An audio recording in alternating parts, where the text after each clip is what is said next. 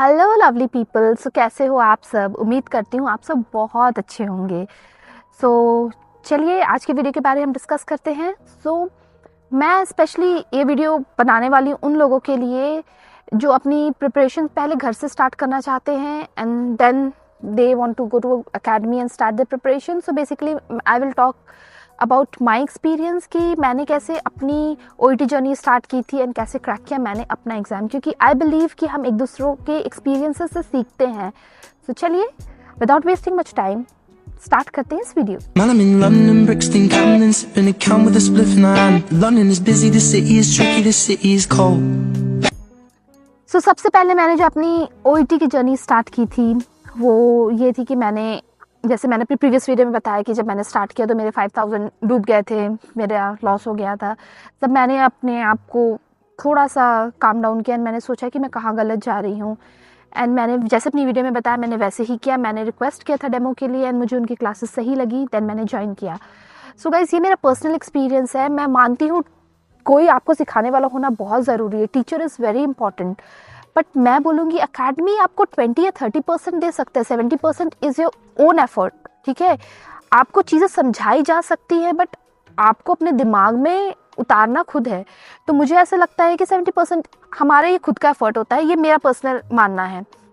सो मैंने क्या किया, जब हमारी क्लासेस स्टार्ट हुई तो मैं ऑनलाइन बेसिकली अटेंड कर रही थी।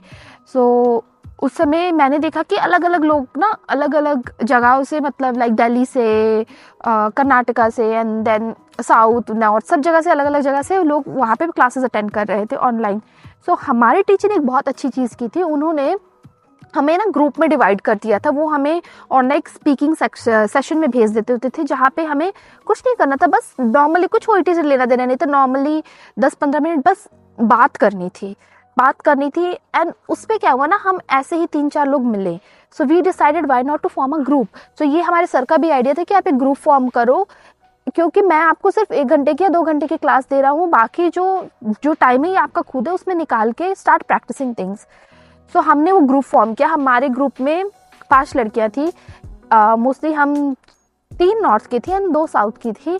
हम अलग अलग जगहों से थी, एक दिल्ली की थी, देन 2 दिल्ली की थी, मैं एक बैंगलोर से थी and then we got 2 other from Chennai. So इस तरह हमने स्टार्ट किया।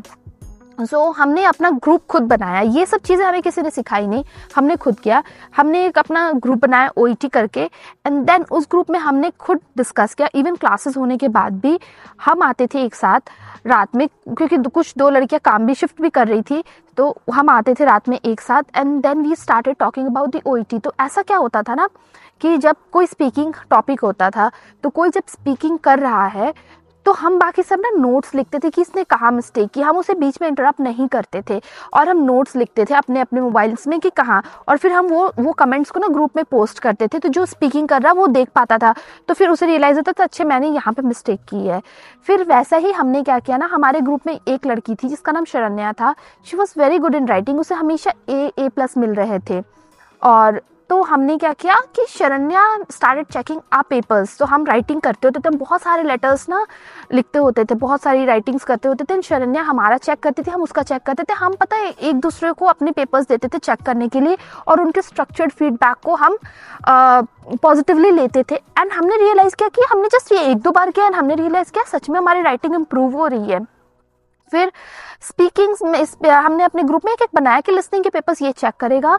सो स्पीकिंग, जैसे स्पीकिंग मैं चेक कर रही थी, लिसनिंग के एक और हमारी फ्रेंड थी चेक कर रही थी, रीडिंग के एक और चेक कर रही थी। सो अब हमने सोचा कि अब हम बेसिकली क्वेश्चन पेपर्स पे पेपर्स प्रैक्टिस करते जाएंगे तो कुछ चेंज होने वाला नहीं है, तो क्यों ना कुछ इनोवेटिव करें। तो हमने स्टार्ट किया, हमने मेक श्योर किया कि हम अपने ग्रुप में बात करेंगे तो सिर्फ और सिर्फ इंग्लिश में बात करेंगे। सो हमारी सारी कॉन्वर्सेशन इंग्लिश में होती थी and then I started, not just me, हमारे ग्रुप ने डिसाइड किया and we started watching English movies. So मैंने पर्सनली हैरी पॉटर से स्टार्ट किया। मैंने हैरी पॉटर्स की सीरीज़ ऑलरेडी हिंदी में देखी हुई थी, तो उस समय मैंने हैरी पॉटर्स की सीरीज़ इंग्लिश में देखना स्टार्ट किया। बेसिकली जब मैं बहुत यूज्ड टू नहीं हूँ इंग्लिश मूवीज़ देखने के लिए, सो मैंने ना जब स्टार्ट किया तो मुझे थोड़ी डिफिकल्टी होती थी, मुझे सबटाइटल्स पढ़ने होते थे कि क्या बोल रहे हैं। बट लिटरली जब मैंने रियलाइज़ किया कि मैं जब सीरीज़ पे सीरीज़ देखती गई, मुझे बेसिकली बिना सबटाइटल्स पढ़े चीज़ें समझने आने लगी, तो मुझे लगा इससे मेरी लिसनिंग एंड रीडिंग दोनों इंप्रूव हो रही थी hand by hand. And then मैं रोज़ पॉडकास्ट सुनती होती थी, बीबीसी की न्यूज़ सुनती होती थी इंग्लिश में, because I just wanted to, आपका ब्रेन वैसा फंक्शन करता है कि ना आप जैसे उसे ट्रीट करते हो, तो I started treating my brain कि वो सिर्फ इंग्लिश एक्सेंट सुने, डिफरेंट एक्सेंट सुने। सो मैं इस तरीके से अपने ब्रेन को ट्रेन कर रही थी। एंड मैंने रियलाइज़ किया कि इसमें मेरी इंग्लिश लिसनिंग बहुत इंप्रूव हो रही थी। रीडिंग मैंने स्किमिंग एंड स्कैनिंग को बहुत सीरियस लिया। Just going on doing papers is not going to affect, कुछ नहीं होने वाला है। मैंने बहुत, जैसे सर पढ़ाते थे तो मैंने उसको ना बहुत अप्लाई किया उनके ट्रिक्स को, and then I started focusing on skimming and scanning, time management, और इस तरीके से मेरी रीडिंग भी इम्प्रूव होने लग गई। The other thing is that OET basically medical वालों के लिए होता है, तो आपको ना अपने आप को मेडिकल वोकैबुलरी से जान पहचान कराना बहुत ज़रूरी है। सो इसलिए मैं बोलती हूँ कि आप मेडिकल जर्नल्स पढ़ें, मेडिकल रिलेटेड कुछ भी चीज़ें पढ़ें, जिससे ना आपको एटलीस्ट कुछ दवाइयों के नाम, कुछ मेडिसिन के नाम, वैसे मेरे लिए वो इतना डिफ़िकल्ट नहीं था मेडिकल टर्मिनोलॉजी जानना, क्योंकि मैं ऑलरेडी एक्सपीरियंस थी, मैंने हॉस्पिटल में काम किया था, तो वो मुझे उतना प्रॉब्लमेटिक नहीं लगा। बट जिन्हें लगता है तो आप उस पर काम करें, क्योंकि लिसनिंग में बहुत सारे वर्ड्स जो होते हैं वो मतलब मेडिकल टर्मिनोलॉजी होती है, तो उस हिसाब से आपको अपने टर्म्स को, मेडिकल टर्म्स को जान पहचान करानी चाहिए, वीडियोस देख के या फिर कुछ भी लिसनिंग स्टफ्स सुन के। सो वो मैंने किया। एंड इसी तरीके से फिर हम ना एट ए स्ट्रेच प्रैक्टिस करते थे। हम लिटरली फेस टाइम करते होते थे एक दूसरे को, हमारा मोबाइल होता था, हम डिस्कस करते थे कि आज का हमारा जो मटेरियल है हमें इसे स्टार्ट करना है। आज हमारे जो हम एट ए स्ट्रेच टाइम लगा के, अंडर टाइम प्रेशर, हम सबसे पहले अपनी लिसनिंग करते थे, फिर हम रीडिंग करते थे, फिर हम राइटिंग करते थे, एंड स्ट्रेट अवे उसके बाद हम स्पीकिंग स्टार्ट करते थे। हम खुद एक दूसरे के इंटरलोक्यूटर बन के एक दूसरे की स्पीकिंग लेते थे। तो मैं बोलूँगी मुझे जितना OET क्लासेस से नहीं बेनिफिट हुआ, मुझे अपने ग्रुप से 80% का बेनिफिट हुआ कि इतने अच्छे, और ट्रस्ट मी हमारे ग्रुप से सारे के सारे हमने अपना एग्ज़ाम क्लियर कर लिया था, वो भी अच्छे नंबर से। सो ये थी मेरी जर्नी, इस तरीके से मैं अपना OET प्रिपेयर कर रही थी। अगर आपको भी लगता है तो कि अगर आप ऐसा कर सकते हो तो ये बहुत ही अच्छा होगा।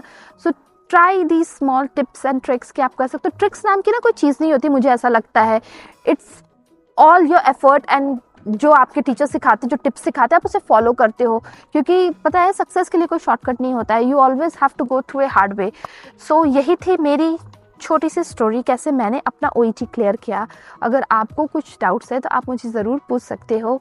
सो फ्रेंड्स, अगेन मैं अपने एक्सपीरियंस से चीज़ों को शेयर करती हूँ। सो अगर आपको लगता है मेरा एक्सपीरियंस आपको किसी तरीके से हेल्प कर रहा है, so please subscribe my channel. Thank you so much for giving me time. Thank you.